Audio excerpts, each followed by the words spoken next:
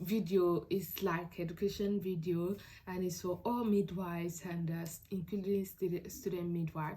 Today I'm going to be talking about how to perform vaginal examination. If this looks like what you're interested in, kindly stick around, watch this video till the end. Don't forget to like, comment, share and subscribe to my channel, and also share with all your colleagues that might feel benefits with this information.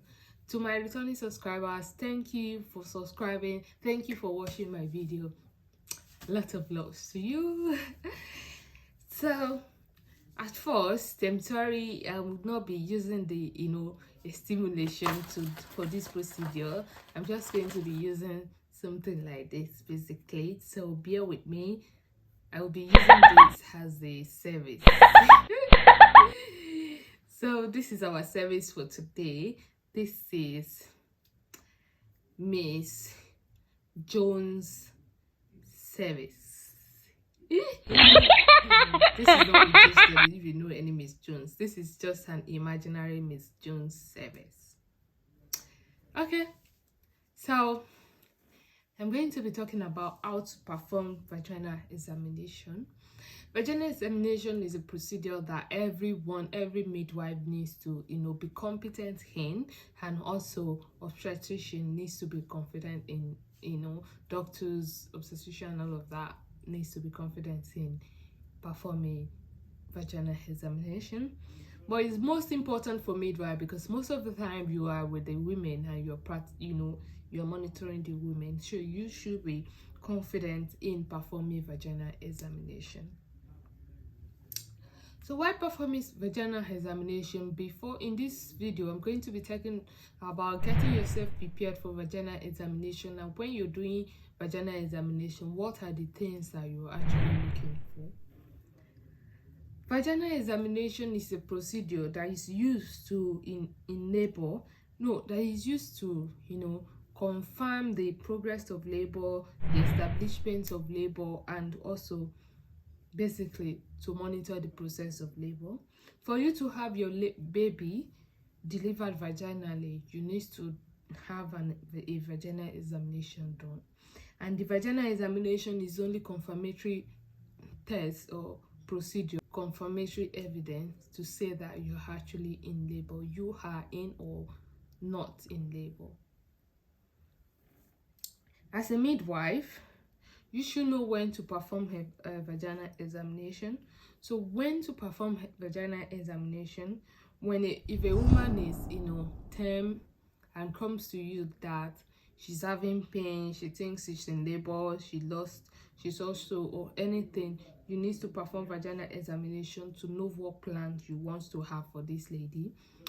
Another reason is for a woman in labor already, you need to do vaginal examination at least every 4 to 6 hours to assess the progress of labor, and also is used to confirm the presentation of the baby as well, and to confirm it is also done prior to induction of labor to assess the neck of the womb. There are several reasons you may want to perform vaginal examination in labor. Ideally, it should be every 4 to 6 hours, but if the woman is complaining of, if the contraction is too frequent, or you think the baby might be coming soon, you may want to perform vaginal examination. For every time you're performing vaginal examination, you should explain fully why you are doing this to the woman, and allow the woman to give you a consent before you attempt to do a vaginal examination. So when going for vaginal examination, what are those things that you're looking for? What are those things that you must do? And what are those things you must know before you go for vaginal examination? At first, for you to perform vaginal examination, you must have proper understanding of the vulva, of the anatomy of the vulva, vagina, and the cervix. So if you're a student midwife or a midwife, you don't know all of this, please go back, check them, so when you're going for your next examination, you know what you're actually looking for. You need to know what the normal vulva is, what the normal vagina feel like, and what the normal cervix is. So when there's any abnormality, you will be able to pick it up. So basically, what are those things that you need, the equipment that you need for vaginal examination? So let's say I want to perform a vaginal examination. The first thing is know the patient, the history of the patient, and why you are doing the examination. You may be doing it to establish the onset of labor, or to assess the the condition of the cervix prior to induction of labor, to assess the progress of labor, to assess to confirm the presentation. For varied reason you may want to perform the vaginal examination. After reading about the patient, the next thing you do is to go to the patient, gain an informed consent. So you tell the patient, you introduce yourself to the patient, and you tell the patient what you're about to do. So my name is Khadijat, and I'm the midwife working here. I'm here to perform a vaginal examination to assess what stage you are. If you're happy, then just let her know why you are doing it and if she really consent to it. Then after that, you can go get your instrument. The instrument you get as well depends on what stage of is the woman basically, and what if you'll be doing a rupture of membrane and all of that. If you'll be doing the artificial rupture of membrane, then you'll be needing to get the pokers, the instruments to do that, and also some swabs as well, or pad to clean her up after the procedure as well. So what you need basically is sterile gloves. The procedure is a sterile procedure, so you need sterile gloves. You need lubricants, sterile glove, lubricants, Inco sheet, also known as Nightingale or something, or underlay.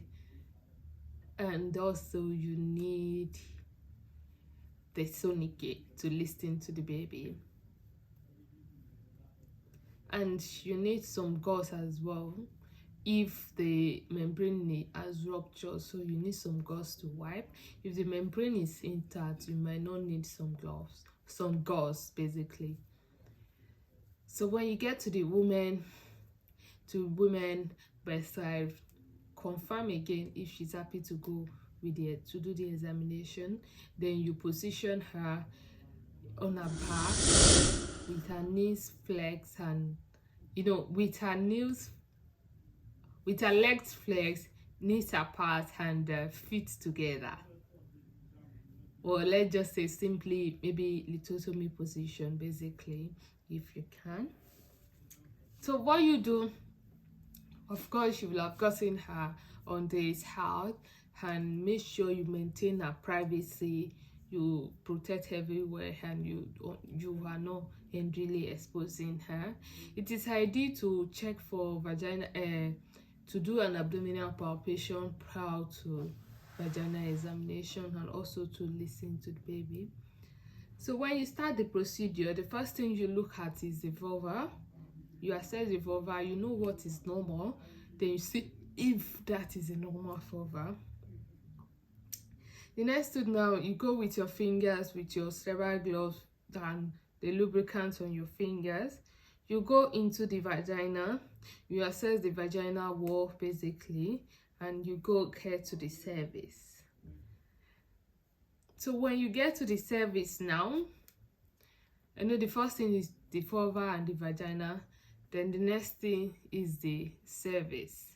So you get to the cervix now, you are looking for you want to assess the length of the cervix and the dilatation of the cervix. So I'm saying this is the cervix basically. This is the cervix we're using in this video. Yeah, let's say this is the cervix, and this is your fingers. You've gone into the cervix, you go like this, you've gone into the cervix, you can go anywhere basically. You can go this way and this way. No, just go in this way and do this way when you get inside. Then when you get there now, you've gotten to the cervix. So this is the whole cervix, and this is the cervical os. This is the external os, and this is the internal os. and the space in between them is the endocervical canal, and that is the length of the cervix you're measuring. So how open it is the dilatation, basically. So when I get to the cervix, for me to the normal uneffaced or unassessed cervix is about 3 centimeters long, the length. So when I go in now, get to the cervix. Another thing I need to say is that to get to the cervix, sometimes it could be anterior, it could be anterior, it could be mid, and it could be posteriorly located. That is cervical os, basically. So when you get to the cervix, the first thing you look for is the os, that is an opening. So you check in the middle if you can find the opening. If not, you check the posterior aspect. If the lady is not in labor, most of the time they are posteriorly located, but occasionally you can see some cervix in the middle as well. You can see some in the anterior aspect as well. So you need to have in mind that you are you're trying to look for the os. At times, if the cervix is where her face, it might be somehow difficult to get the os, and you might think the lady is, fully dilated, when hopefully truly she is not. So you really need to get the os. So when you get to the os down, the first thing you do is to look for the length. You can do it anyhow you want. It doesn't matter getting the length first or the dilatation first. But in this video, I'm getting the length first, basically. So when you go in with one of your finger or this finger, you try if you can get the second one in, if it can be expand,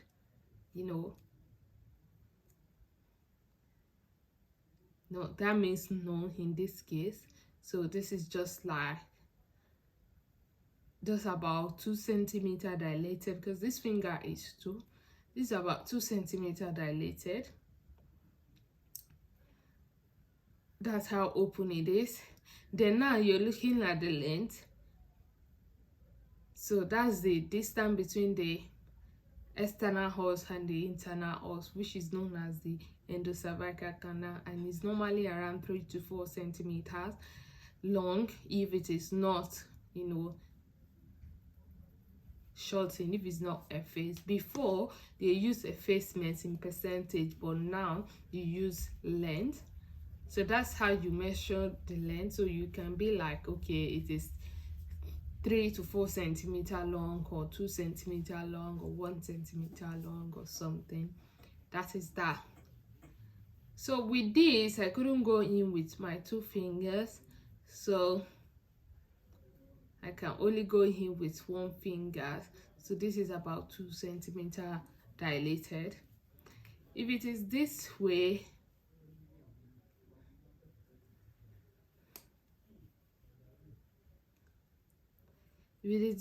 I can go in with my 2 fingers. So it is, again, vaginal examination is subjective, so but the difference shouldn't be too much.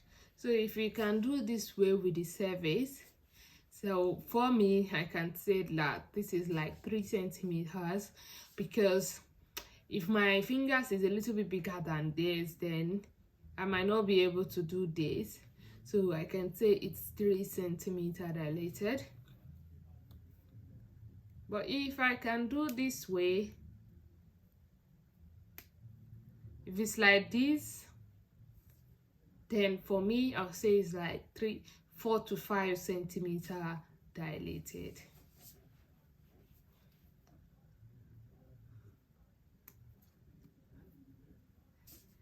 Then, when you actually measure it, you imagine in your brain, everything is in imagination, right? You imagine in your brain if you can have if the space in between then can accept another finger.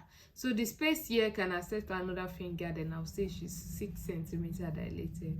And most of the time, I do say that whenever you cannot feel any cervix round again, like nothing round again, then that is when you can, if you cannot feel anything round the cervix, anything around, and anything again, that is when it's fully dilated. If you can see anything round, then she's just like 8 centimeters. Even if you can expand and do everything, but you're still feeling cervix round, it is 8 centimeter dilated. But if you cannot feel round in everywhere, maybe just one side, you know, maybe the posterior side or the anterior side, then you can say she's 9 centimeter dilated. That's about dilatation and effacement and length. The next thing you check about after that is to check the membrane. So if the head is high up, it might be very easy to, you know, palpate the membrane to see if the membrane is intact or not. But if the head is firmly attached to the cervix, then it might be a little bit difficult to get if the membrane is intact or has ruptured. So at times you might need to wait for a contraction to really confirm if the membrane are still intact. If the membrane are not intact, rupture, you need to assess what the liquor is. So you need to look at the color of the liquor. Is it clear, is it blood stain, or is it meconium stain? So another thing you need to look at is the presenting part. So you need to check the presenting part of the baby. Is it the head, is it the occiput, is it, you know, you need to really confirm that. Another thing you need to check while doing vaginal examination is the station. That's the position of the presenting part in relation to the ischial spine. The ischial spine is, you know, a part of the pelvis, of the maternal pelvis. When you go in now to the cervix, to the vagina, you get to the cervix.